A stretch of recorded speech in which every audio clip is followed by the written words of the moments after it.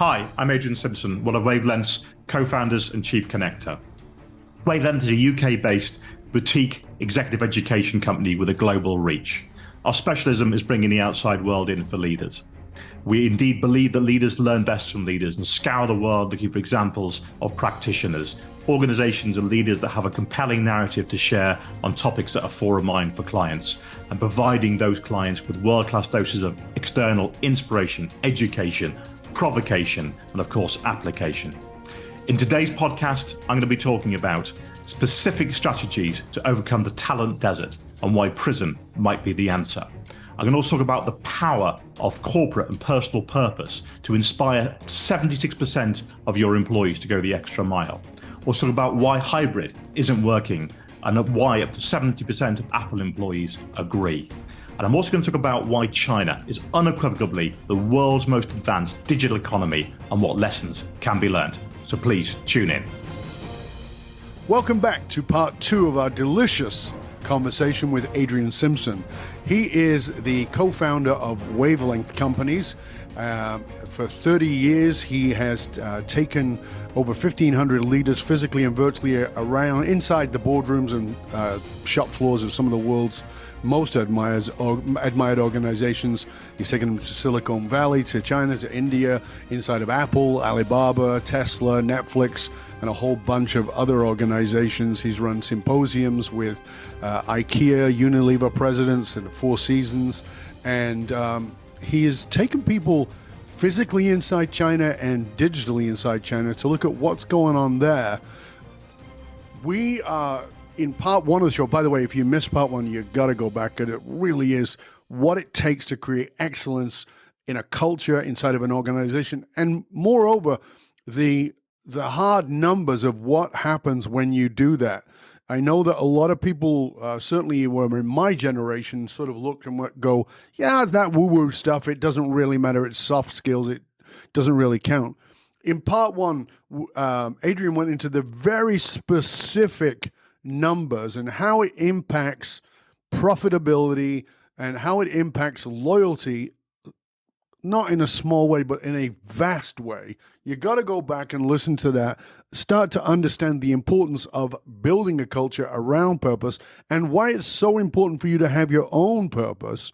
And then he talked about a lot about what does it really take to create an organization of excellence today, and how that actually is quite different than it was as little as 30 years ago, which, you might be 30 years old thinking, well, that's a long time ago. But in the world of business, that's not very long ago. We have dramatically changed in all kinds of ways, not least of all in the fact that the power of hiring, we used to think that the employer had the power to interview you, or give you a job, or don't give you a job. Now we know in the war on talent, talent won. There's no doubt about it. They get to decide where they want to work. There was a time when I started in the workforce where I was asked what I wanted to do. That was a 20 to 40 year question. Now it's a 2-year question, right? And that's a career, right? 2 to 4 years is a career. It's not even a job. It's a career. And back in the day when I started, people would say, well, I'll stick it out for a year, see how it is. People are now saying, well, I'll stick it out till lunch and I'll see how it is.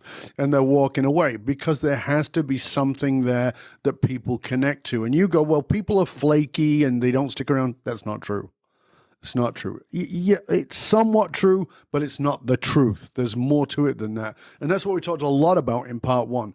In part 2, I want to jump into something that I think is vitally important for us to become aware of, because in the introduction to the show, I talked about how China 40 years ago was a post-Mao world, but really still living in a Soviet-style culture, and was way behind in the Industrial Revolution and even what would come after that. Today, China has the second largest economy in the world, and you, Adrian, took your people to China physically. You've taken them virtually there inside of Alibaba and other organizations. What was the wake-up call for you? Because I know you and I talked about this before in our previous conversations about what a wake-up call it was for people to see what's really going on in China at the level of digital progression? It was the realization that unequivocally China is the world's most advanced digital economy, that just hit us in like the first 24 hours of being there, or indeed less, and continues to do so. And I think that comes as a lot of shock to people. A lot of folks, particularly on the West Coast of America, I think don't quite realize just how fast, how progressive, China is. And if you step back and you think right now, actually, if you just look at some in the last few years, where you go, okay, so the number one social media platform in the world now arguably is TikTok, right? Which came out of nowhere in 5 years. The number one largest e-commerce platform in the world is not Amazon, it's Alibaba, actually, if you look across these various platforms. You look at the number one downloaded app, I think last year in America was Shein, the fast fashion, brand. Yeah. There's a car business called NIO, N-I-O, which is now the largest in China. It's now in Germany. It's now in Norway. It's coming here. Their cars are incredible. Their service proposition is incredible. Apparently, they're launching a car next year with a battery that will do from flat about 1,000-kilometer range. So watch out, Tesla, when that hits the marketplace. In just example of examples. So that was the thing, and it's the scale, Dov. It's the scale. So one of the businesses I've got probably closest to is Alibaba. You've got a population of 1.2 billion people, 650 million people plus interact with Alibaba every single day on their platforms. 650 million. Now, they don't just come once. The average Alibaba user interfaces with that platform 9 times a day. A day, and spends a total of 30 minutes on their platforms, right? But their AI is so powerful that every single user gets in a totally unique experience. And every single time you go back on for your 9th go, you get a different interface. Right. Wow. So that's the level of scale and speed, and it's incredible, right? It's incredible to see it and to experience it. And perhaps the best story to just share with people was we went and stayed in, it was so timely. So in November 2019, last time you could physically go to China, yes, we stayed in Alibaba's Flyzoo Hotel, future hotel, right? Flyzoo Hotel, right? You check in using artificial intelligence, using your face, right? Ooh. Okay. You now walk up to the elevator, it recognizes your face, and it takes you to the correct floor.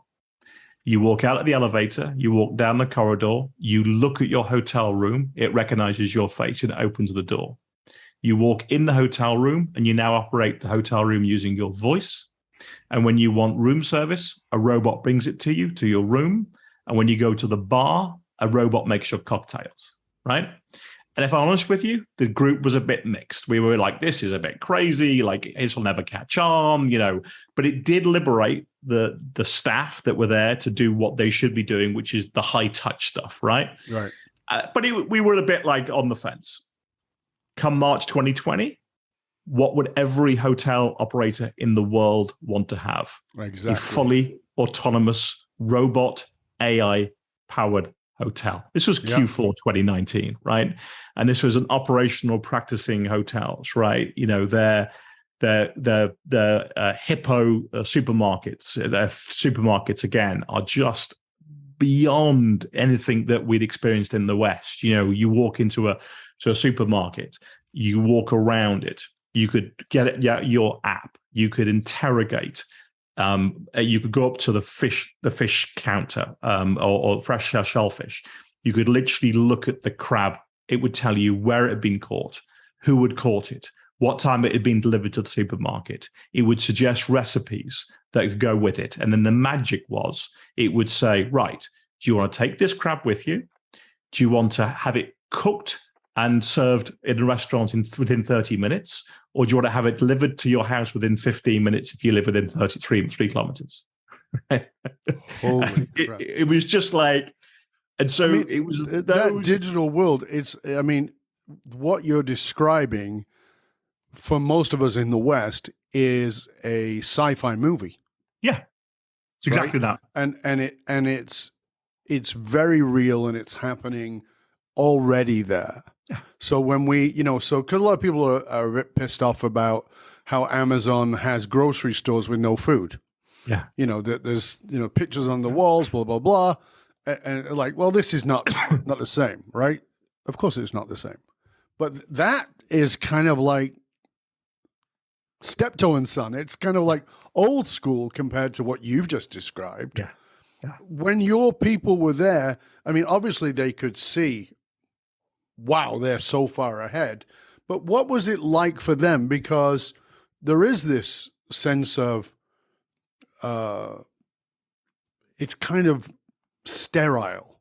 It's great that I got all the information, but I don't get to talk to the grocer. I don't get to say, how's the wife? How's the kids? How's your family doing? What was the response to that part?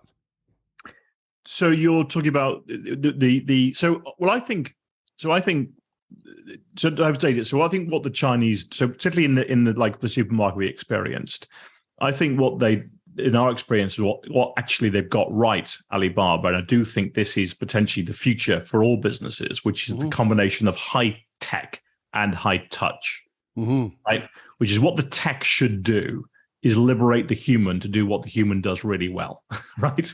Which is to offer advice, to smile, to create that human connection, to create a spirit, and so there were plenty, trust me, plenty of well-informed Alibaba, people around in the hotel or the supermarket we could go up to ask questions we wanted to, but also the technology still was just frictionless. And so I think, on the whole, it was an enhanced experience because, of course, as an employee, fantastic. You're no longer doing the menial, some of the perhaps more menial work, delivering, room service people's rooms. You can focus on giving them advice about what to do in Hangzhou and the cultural activities and those kind of things. And so I think they felt a sense of elevation. So on the whole, I think it was quite remarkable. What we didn't experience, and we know because we passed them, there are pods on the streets where basically, the doctor will see you now, right? And it's AI-powered doctors, in little pods, because the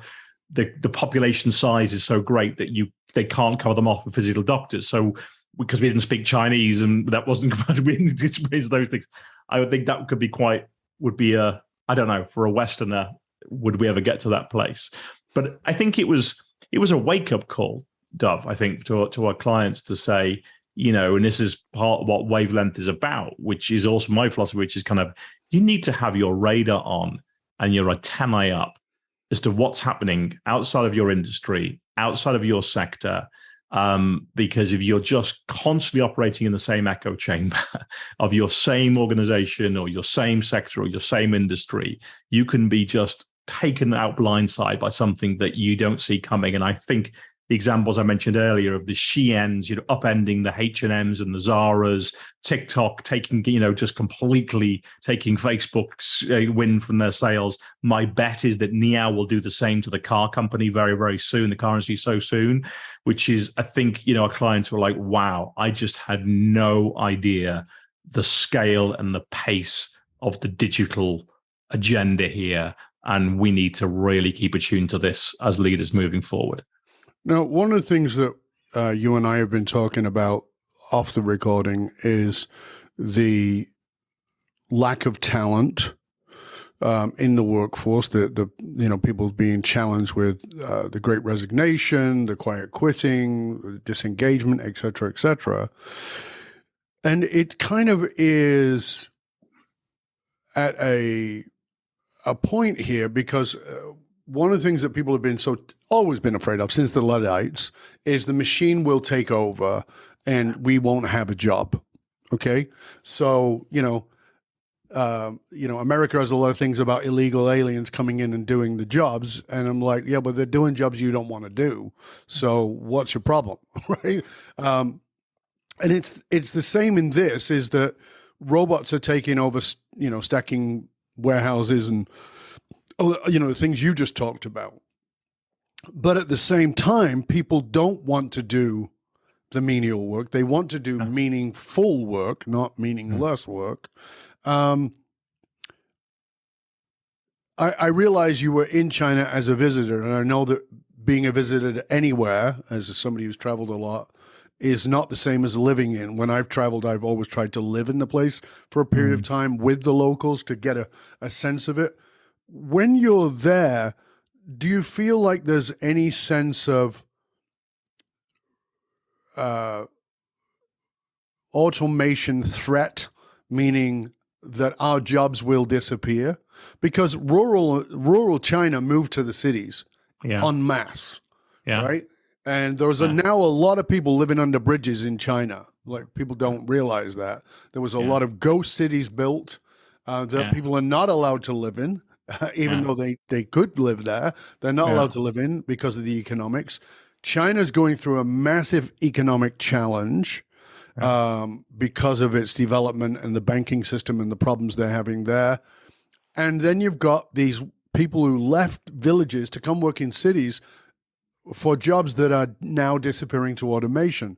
Talk to us about that part of it, if you know anything about that part of it. Because that's a fear here in the West, right? The robots are going to take my job.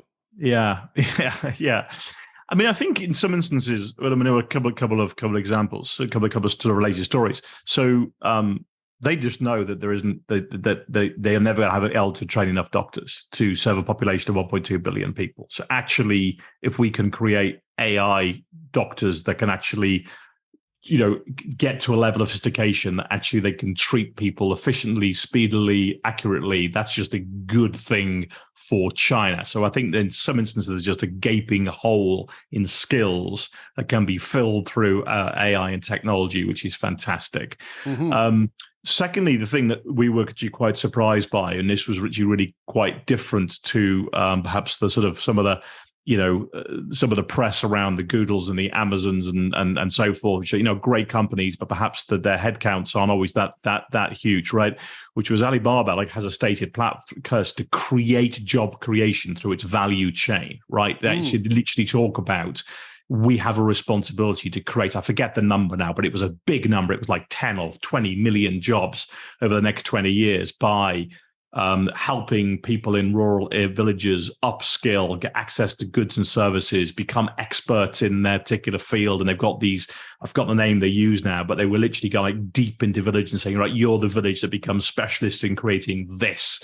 Now you double down on the manufacturing this. We'll create the logistics infrastructure to get it from there to our platform.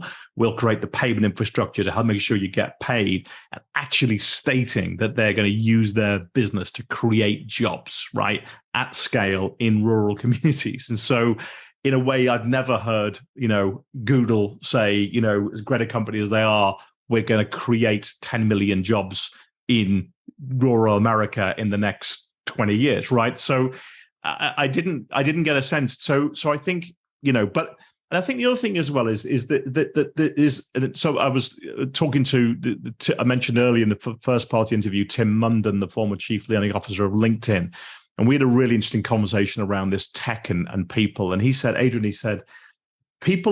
human beings are the only way that things actually get done, right?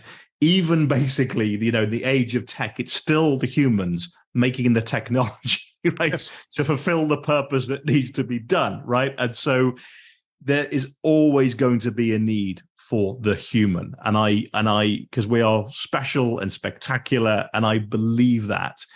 But it's something I mentioned earlier. I think in the business going forward, it will be that combination of high touch and high tech that I think we need to get right. And the impact on that, on the overall job numbers that are required, I don't know. But our history has told us we're innovative as a species. Yes. And every time something gets eliminated, another job we never knew existed gets invented. Absolutely. So let's go to the elephant in the room, because we've sort of skirted around it, which is talent, right? How do we build this talent engine in what seems to be a talent desert? You talked about, I can't remember who you said it was, who said, we'd rather have a hole than an a-hole, right? And I personally love that, right?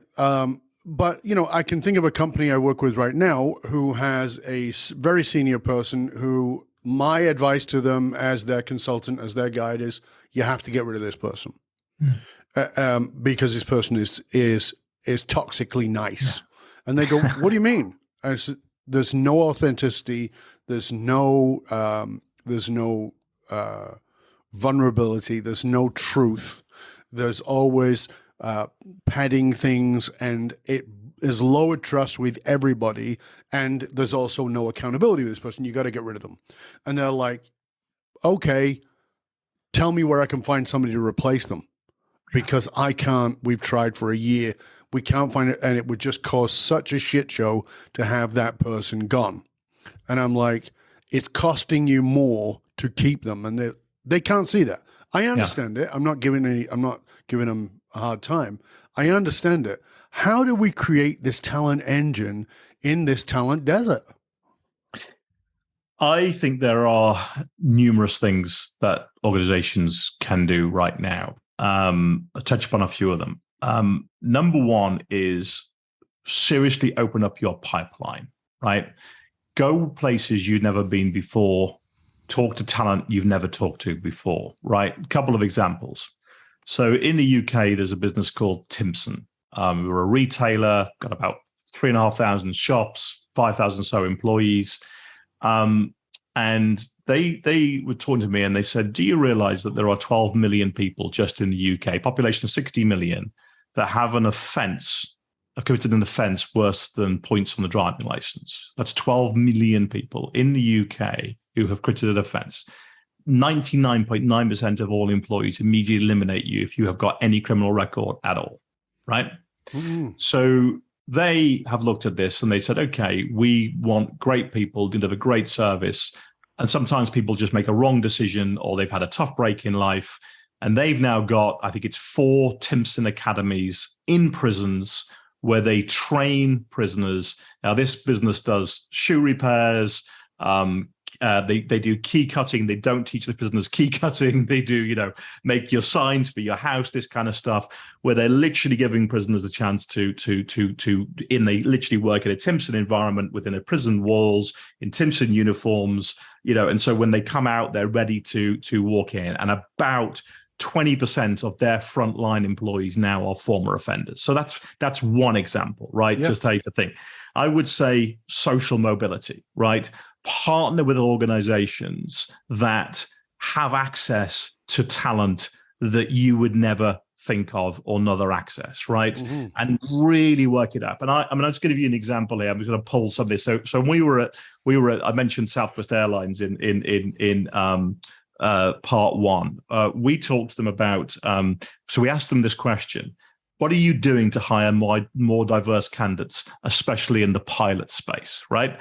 It's a 3-page email I got, right, that just talks about. So this is just a sample list of the organizations that Southwest are partnering with to try and fulfill that. So they talk about the National Association of Black Accountants attending their conference this week, the National Association of Asian American Professionals attending their leadership summit in July, the Organization for Black Aerospace Professionals, the Professional Asian Pilots Association, the Latino Pilots Association, the National Gay Pilots Association, the Women in Cybersecurity Association, the Higher Black Marketeers. I mean, it just goes on and on and on. There's 20 organizations, right, which they are talking. So, opening up their pipeline by talking to organizations and partner organizations, they would never, it's just to fulfill that need of that. Second part to this, opening up your pipeline for me, and my big kind of realization, I ran a trip to in June this year, I took 20 leaders to Silicon Valley and to Southwest Airlines and Ritz-Carlton, and we really got into this whole thing around the future of work, was embracing remote, right? Mm-hmm. It was really embracing remote. And the reason for that is, well, there's a couple things going on.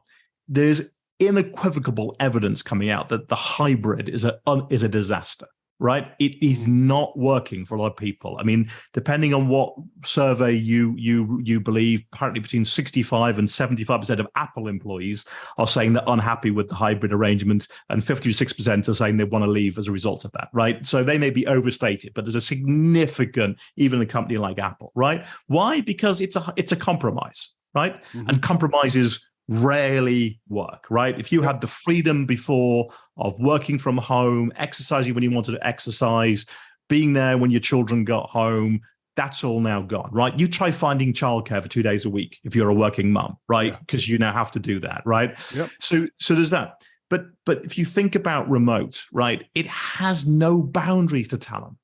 Right? You are removing the boundary, the geographical boundaries. So again, with Southwest, they talked about they had decided to open up their call centers. They only ever had them before based in Dallas, right? They decided to make them completely remote. They went from 4 states to 8 states.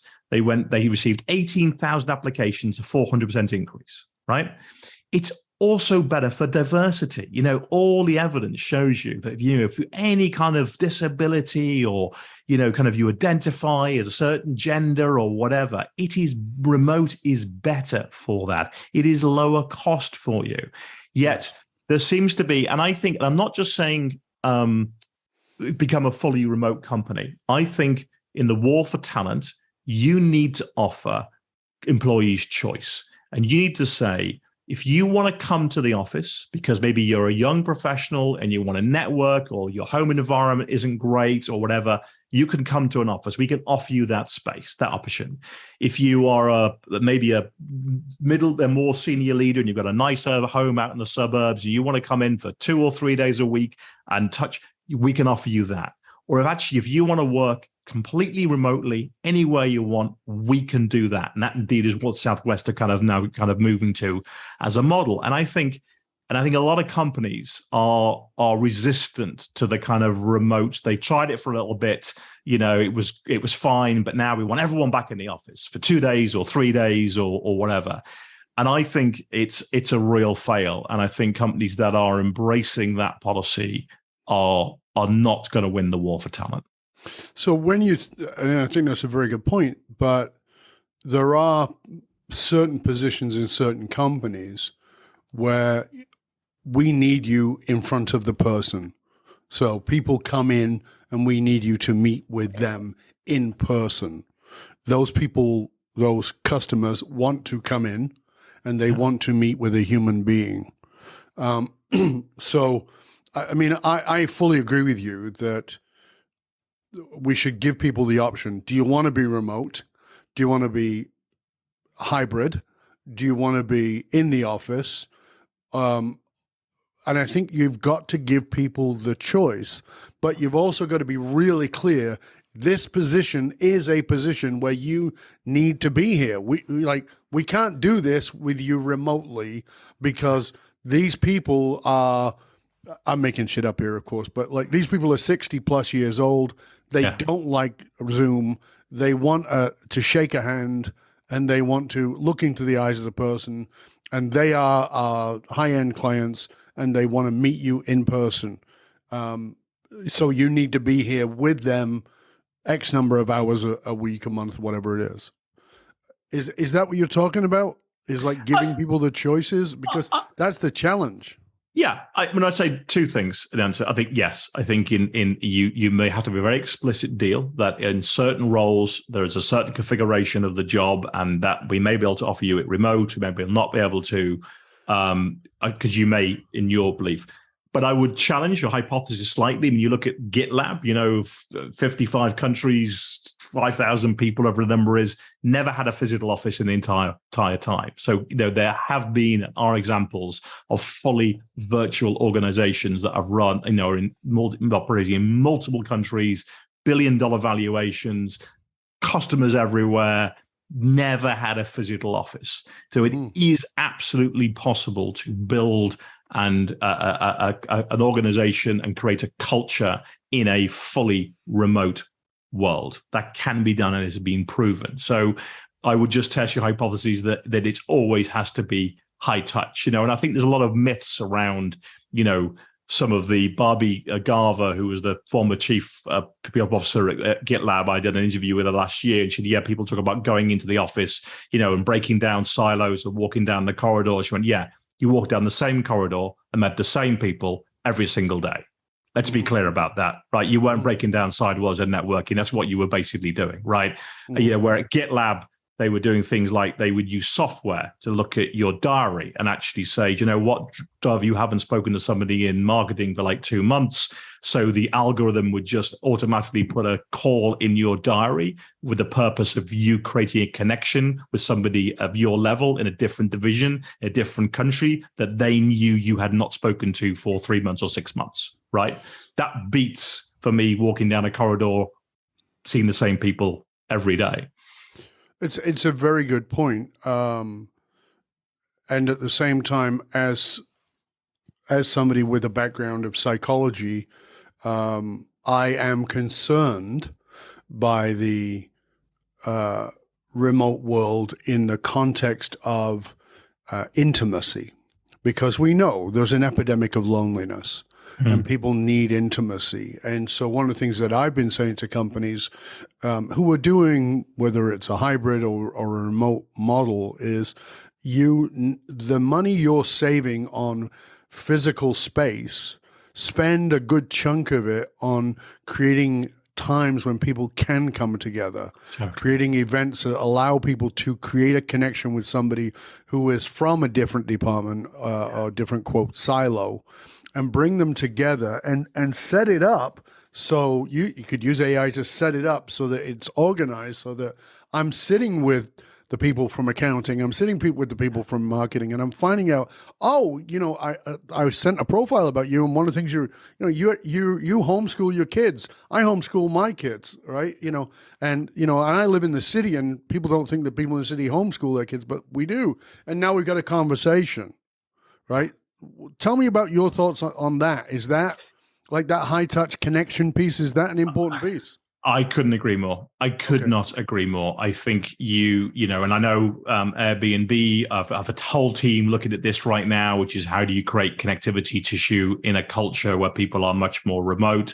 But I would almost paint a picture of that, because I think you have to repurpose the purpose of going into the office, right? Which is then becomes about connection and celebration and connecting with the brand and learning and, exchanging and creating, right? And actually, Aaron Taylor Harvey, who's the former director of environments for Airbnb, we did a session with him last year. He's a real thought leader on kind of like the sort of future role of offices. And he painted this really lovely analogy. He said, I have a vision where in future, it's when you go to the office that you put on your out of office. That's fabulous. Right? Yeah. Right? You're talking about, because I'm coming here. I'm coming here to connect, to learn, to create, to celebrate, right? So I'm not available on email or phone calls, right? I can do that at home, right?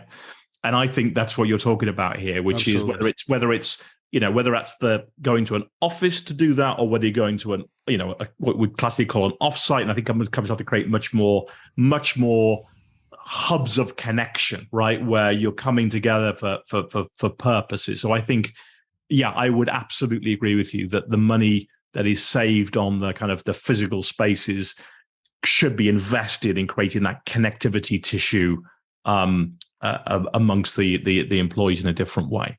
Yeah, and just to add to that, no hardship to them.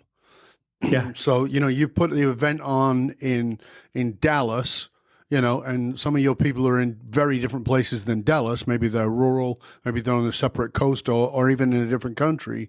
It can't be any financial hardship to them. You need to understand that this is an investment.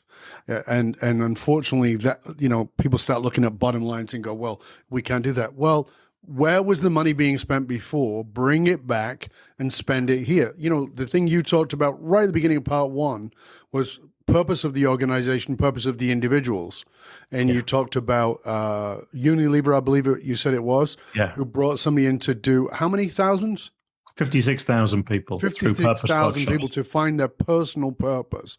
That for many companies would go like, well, that's an outrageous amount of money we'd have to spend to do that. But the payback in the numbers that you talked about is vast. And it's the same thing with this. Like, you can't be stepping over dollars to pick up pennies. You've got to start really investing in your people. And I think that investment has got to go to connection over everything, because as we said in part one, culture, short form, cult. What does that mean? It means we are connected to each other, right? By the way, if you want to understand cult, I studied cult psychology. You're already in a cult. How do I know? You're in a family. That's a cult. You're in a religion. That's a cult. You're in a political party. That's a cult. In the classical terms of what a cult is, we're already in them. We have to take away this bad idea of it and start understanding that we want to create one. What would happen if we had a cult of greatness? What would happen if we had a cult of personal greatness? What would happen if we had a cult of connection? If we had a cult of caring? If we had a cult of eliminating needless blindness, as we talked about in part one? That's a cult, and I'm happy to sign up. And most of the people I know who are decent people want to sign up for that. It's not about drinking the Kool-Aid and committing suicide or wearing the right sneakers. It's about coming together, bonded by this deep sense of purpose. We are already at the end of part two. I've loved our conversation, Adrian. Thank you so much for it. I want to give you a chance to tell people where they can find out more about you again, so that they can. But I want you to give us a parting thought, because you've done so much work and so much research in all of these things, in really creating high performance and excellence in so many of these companies. You've shown people, you've had them look around the corners they never would have looked around, and you're doing a great service to the business world in that. But what's the sort of parting thought that you want to leave us with? I think I mentioned earlier about, I think in this world, you need to have your radar on and your antennae up as to what's next, what's happening around the corner. And I think most leaders, unfortunately, are spectacularly insular. And they spend their lives in the same echo chamber, on Teams, on Zooms, with the same people, or in the same meeting rooms. And I think that's a very dangerous place to be in this world, which is changing. The pace and rate of change is just profound. We all know that, right? It's never been a more complex time to be a leader. So I'd really encourage people to think about how do they have their radar on, their antennae up. And I'm a great believer in the power of networks, right? And I'm not talking here about networking. I'm talking about networks. I'm talking about really thinking about. We do some great work with a wonderful Amanda Scott, who has this book called The Personal Boardroom, which is a wonderful, couldn't recommend it highly enough. And she talks about, it's almost like imagining if you've got a physical boardroom table in front of you right now, and there are 10 to 12 seats around it. Each of those seats should be occupied by somebody who plays a different part in your career or life. Who's your chief connector? You want to get into an organization. Who has the best black book that you know? You call them up and they say, Dove, give me 24 hours, I'll get back to you, right? Who's your nerve giver? Who's your navigator? Who's your all these different roles. But I really think people about saying, I think it's a real need to have your antennae up and your radar on. I think you need to be much more externally aware. How are you fulfilling that need? What networks are you building that can help you do that? And how do you tap into them? And how do you leverage them to ensure that you are as informed, relevant, and just aware as you can possibly in this world? That is very solid advice. And again, when you think about walking down the corridor and breaking down silos, as Adrian was just saying earlier, you're not really doing that. What you're actually doing is hanging around with the same people. And yeah, you might be finding out things that are a bit more personal, but you're not actually developing those social networks. And so it's the same in the context of your business. You think you've got your ear to the ground because you go to your CEO meeting, but it's the same CEO meeting with the same CEOs. It's not really giving you that broader aspect. So, one of the things that I have a personal advisory board, and in my personal advisory board, which is a similar idea, I don't want people from my industry. Like, I don't like, what you're going to tell me is probably something I'm either going to go, that's ridiculous, or absolutely, I agree, as opposed to, wow, I never thought about that. Yeah. Right. So I want that. So that's great advice. Thank you so much. Adrian, again, just please tell everybody where they can find out more about you and how people can get in touch with you. And it's been a pleasure, my friend. Thank you very much indeed. Well, I'm very happy to get in touch with me. If everyone wants to email me directly, I'm just adrian@wavelengthleadership.com, or one word, wavelengthleadership.com. Our website is just www.wavelengthleadership.com. Also, on my LinkedIn, I go by Adrian Simpson. You'll find me as a co-founder and chief connector of Wavelength. And also, we've started to do our own very modest series of podcasts called Making Waves, in which I've actually interviewed myself, some remarkable. I mentioned Tim Munden earlier, the former chief learning officer of LinkedIn. I did a session with the chief people officer of Southwest Airlines, with a remarkable leader called Fred Reed, who ran Delta Airlines and Lufthansa, and also worked with Brian Chesky at Airbnb. So anyway, we're doing some. So there's some good listens in there, and so yeah, that's probably the top 3 or 4 ways to keep abreast of what we're doing, and hopefully connect with me directly. Fabulous. And again, it was a pleasure and honor. Thank you, sir, for all that you've shared. For you, dear listener, remember you can hang out with other conscious leaders. You can chat about this episode or any previous episodes inside of our Facebook or LinkedIn groups. Just look for the Leadership and Loyalty podcast. Those who control the meaning for the tribe also control the movement of the tribe. Remember that, because in business and in political leadership, we need to be committed to positively shaping the business and political landscape. And we can only do that by tapping into what drives human behavior. You can use our technology of the emotional source code to get the anatomy of meaning for your organization. It's a powerful set of tools that will allow you to connect at a deep, deep level. I'm Dov Baron. I show businesses, teams, and leaders how to harness their emotional source code to move their tribe, because unified actualized meaning is the one single monolithic difference between mediocrity and greatness for individuals and companies. I want to thank you for sharing the show with everybody you know. Till next time, stay curious, my friends. Stay curious about how you can build a massive talent machine in this apparently talent desert. How it's not as hard as you think it is when you understand what's around the corner. Turn your radar on. Stop looking inside of your own box. Look around and get people who can show you what you cannot see. I'm Dov Baron. I'm here to assist you tapping into your deepest meaning to reach that next level of clarity, focus, purpose, and profit in your business, your life, and your leadership impact. And I am out.